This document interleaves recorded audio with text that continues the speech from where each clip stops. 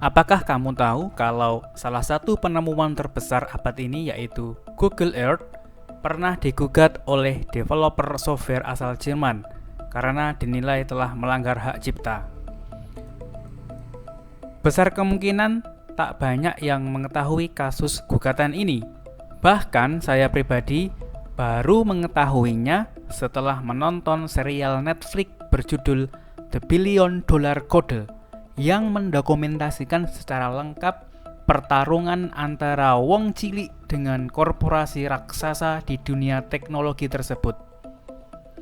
Lebih parahnya lagi, bahkan sang aktor pemeran karakter di serial tersebut tidak tahu bahwa apa yang diperankannya benar-benar terjadi di dunia nyata. Couldn't believe that this is really a true story or based on true events. Oh, did I know that? No, I didn't. I didn't know about TerraVision or Art and Com. I mean, if you Google it, there are not many results who show you the trial and the whole thing, like the thing that happened. Because you Google it.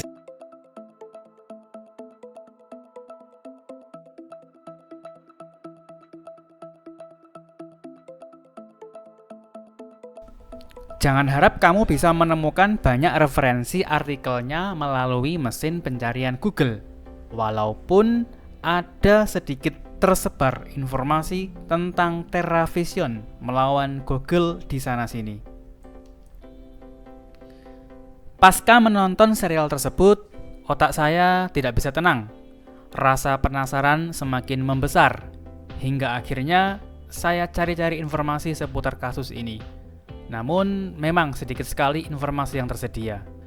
Minimnya sumber rujukan relevan yang memaparkan kronologi kasus mungkin akan membuat sebagian kita mempertanyakan keakuratan cerita yang disampaikan oleh serial ini.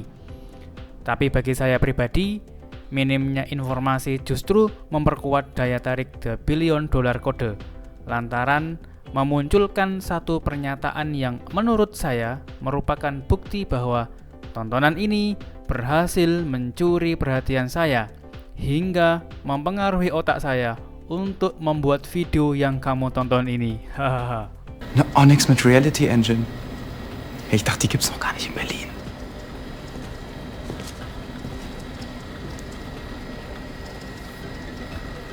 Auf der haben die Terminator 2 gemacht. Untuk melacak asal mula perselisihan ini, kita harus kembali ke awal tahun 90-an. Selama tahun-tahun ini, studio arsitektur Berlin Art Plus Com mengembangkan sebuah proyek bernama TerraVision yang dianggap sebagai sejenis karya seni dengan merekonstruksi planet bumi melalui citra satelit, foto udara, dan berbagai data arsitektural dan geografis. Hal paling keren dari aplikasi ini adalah support real-time rendering 3D, di mana zaman itu teknologi semacam itu sangat-sangatlah canggih dan memerlukan hardware yang tidak murah. Karena pengembangnya ingin pengguna merasa seperti mereka telah berjalan ke lokasi yang dipilih melalui layar mereka. Pengguna dapat bergerak bebas dan secara real-time di dunia maya yang realistis, dari tampilan ruang makro hingga tampilan mikro. Mereka hampir dapat terbang menuju permukaan bumi, menjelajahi benua, pulau, lalu kota, dan terakhir model arsitektur masing-masing bangunan dalam resolusi tinggi. Demikian Art Plus Com di situs webnya. Erkennt ihn, dieser ist auf den ersten Blick sehr schlicht. Ich hätte ihn trotzdem gern zu Hause, denn er kann wahre Wunderdinge vollbringen. Herr Blütloff, was kann er alles? Wir könnten ja mal gucken, wo wir uns gerade befinden, glaube ich. Ja, wir befinden uns ja auf dem CeBIT, auf dem Messegelände, also fliege ich hier mal Deutschland an, direkt aus dem Weltall. Das System kann nun nahtlos auf diesen Bereich runterzoomen. Wir nähern uns dem hier jetzt relativ zügig an. Wie entstehen die Bilder? Die Bilder werden aus Satellitenbildern und aus Luftbildern und zuletzt auch aus Architekturmodellen gewonnen und dann hier in dem System zusammengebracht, sodass man hier eben nahtlos bis auf Gebäudeebene herunterfliegen kann. Proyek Artcom dengan cepat menarik perhatian perusahaan di sektor teknologi, dan untuk pengembangannya Artcom menerima dana dari lembaga inovasi perusahaan telekomunikasi Jerman Telekom. Ya kalau di Indonesia ya semacam inilah BUMN-nya ini Telkom itu. Akhirnya TerraVision diluncurkan pada tahun 1994, yaitu 11 tahun sebelum Google Earth. And what year was that? 1994.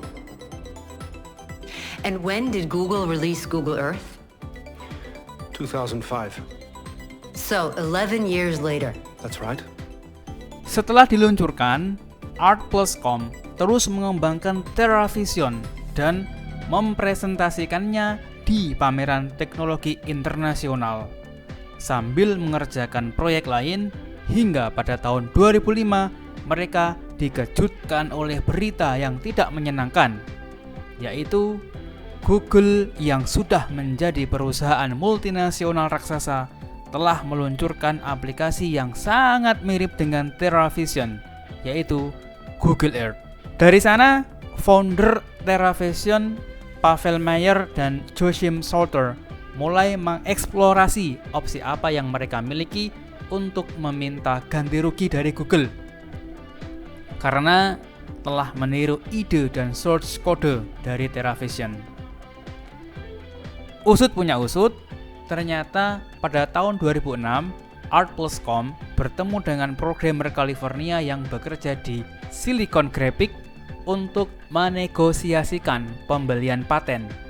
Tetapi Silicon Graphics membuat tawaran yang sangat rendah sehingga Artcom menolaknya. Meskipun demikian, proyek Google Earth terus berjalan. Tanpa kompensasi dan perasaan dirampok, manajer Artcom memutuskan untuk mengajukan keluhan kepada Google pada tahun 2014 karena telah mendasarkan pengembangan alat geografisnya pada teknologi TerraVision. It's very difficult to stand up to a company as big and as influential as Google.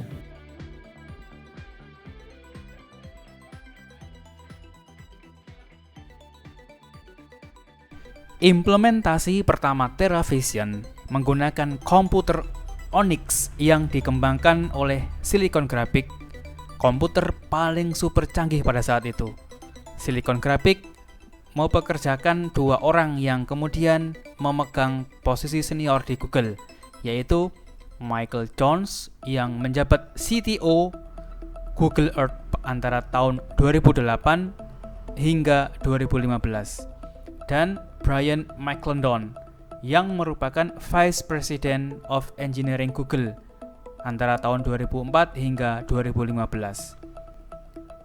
Sejak tahun 2006 dan seterusnya, Artcom dan Google memiliki percakapan email yang terbukti tentang teknologi TerraVision, dan Michael Jones juga mengunjungi Art+com di Jerman untuk membicarakan tentang lisensi atau perolehan paten. Karena pada saat itu Google sedang melakukan gugatan pelanggaran paten terhadap perusahaan pihak ketiga dan tertarik untuk merujuk pada teknologi TerraVision yang sudah dipatenkan di Jerman dan berstatus publik. Google menggambarkan paten Artcom sebagai nice to have patent, atau kalau bahasa Google Translate-nya di Indonesia kan bagus untuk dimiliki paten. Namun demikian, paten tersebut tidak dijual dan Art+com akhirnya berhenti berkomunikasi dengan Google pada bulan Desember 2007. Tetapi kemudian menghubungi Google lagi mulai tahun 2010 dan seterusnya, menjelaskan bahwa Google Earth mungkin memerlukan lisensi di bawah paten, tetapi gagal. Sebaliknya, hal ini akhirnya menyebabkan sengketa paten yang sedang berlangsung, dan disinilah plot Netflix menjadi narasi fiksi. Pihak Google mengatakan Justru Google mencoba agar paten AS dinyatakan tidak sah melalui 2 petisi IPR Inter Partner Review. Namun, kedua petisi tersebut ditolak. Art+com pada gilirannya mengajukan gugatan pelanggaran terhadap Google di AS pada tahun 2014 dengan tuntutan ganti rugi. Kontroversi utama di hadapan pengadilan AS bukanlah kesamaan besar antara TerraVision yang dikembangkan oleh Art+com dan Google Earth yang lebih baru. Tetapi pertanyaannya adalah, apakah paten Art+com benar-benar valid? Google berargumen bahwa mekanisme yang menentukan dari tampilan di TerraVision telah diperlihatkan kepada publik oleh pihak ketiga, bahkan sebelum paten Jerman diberikan pada tahun 95. Ada bukti publikasi dari tahun 94 yang diberikan oleh seorang karyawan di Stanford Research Institute atau SRI, SRI, tentang sistem visualisasi geografis yang disebut SRI TerraVision. Karyawan ini juga bertindak sebagai saksi kunci untuk Google yang bagaimanapun tidak disajikan dalam plot Netflix. Art+com mengklaim bahwa SRI TerraVision ini tidak memberikan solusi atas masalah yang telah menentukan kesuksesan TerraVision. Secara khusus dan teknis, versi SRI tidak mengandung langkah demi langkah yang melibatkan pembagian simpul induk menjadi simpul anak. Tetapi ini terkandung dalam klaim utama paten Art+com. Namun, juru pengadilan AS menolaknya. Untuk sistem TerraVision, SRI telah didemonstrasikan kepada publik di 2 konferensi teknis terbuka, termasuk tindakan zoom, kasar, ke halus, seperti yang juga ditunjukkan dalam TerraVision Art+com. Oleh karena itu, juri menganggap Art+com TerraVision pada dasarnya adalah teknologi komputer yang sebanding dengan SRI TerraVision yang memang bebas paten. Karena alasan ini, klaim Art+com ditolak dan paten AS atas TerraVision Art+com dinyatakan tidak sah. Hal ini karena suatu paten harus selalu memenuhi syarat kebaruan dan langkah inventif, sehingga penemuan tersebut tidak boleh diumumkan sebelum permintaan paten diajukan.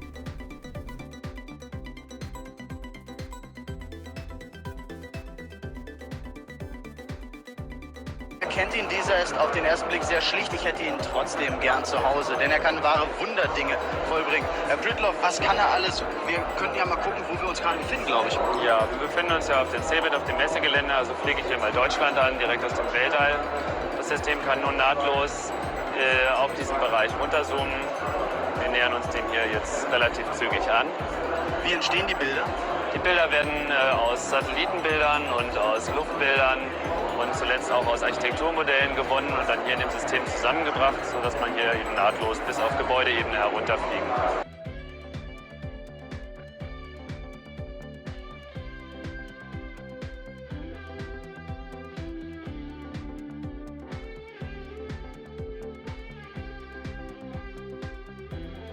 Putusan juri juga diperkuat oleh Pengadilan Banding AS di tahun 2017, Pengadilan Distrik untuk Delaware.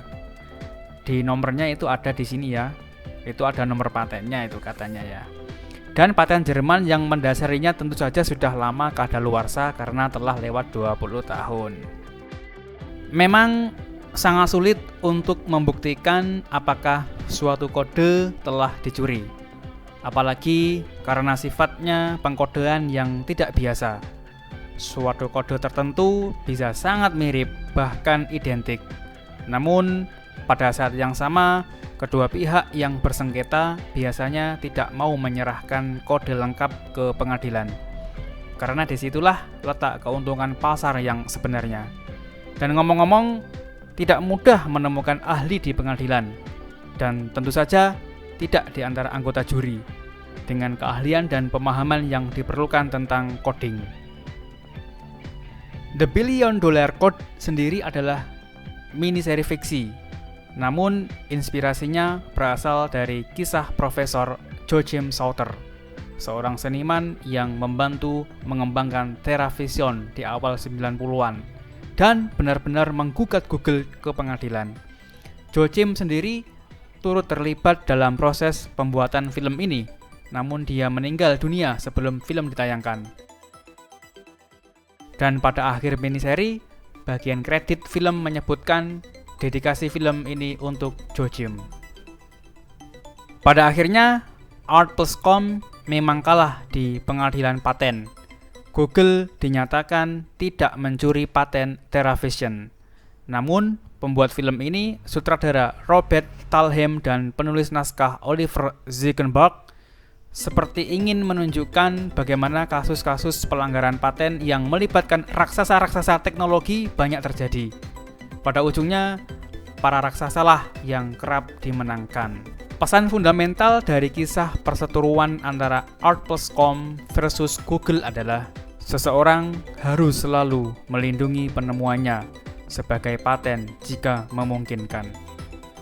Setidaknya, itulah yang telah dilakukan oleh penemu TeraVision di Berlin dan jauh di depan zaman mereka.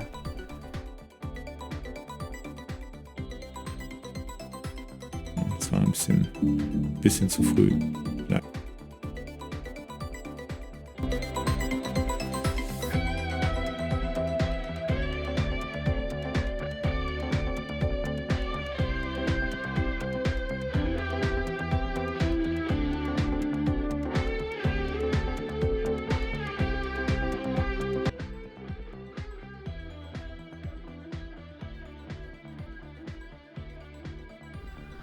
Menariknya, secara tak sengaja saya menemukan video dokumenter TeraVision yang diupload di YouTube pada tahun 2011. Jauh sebelum serial Netflix ada yang baru rilis tahun 2021. Jadi menurut kalian, apakah Google Earth benar-benar mencuri kode dari TeraVision? Tulis komen kalian di bawah ya.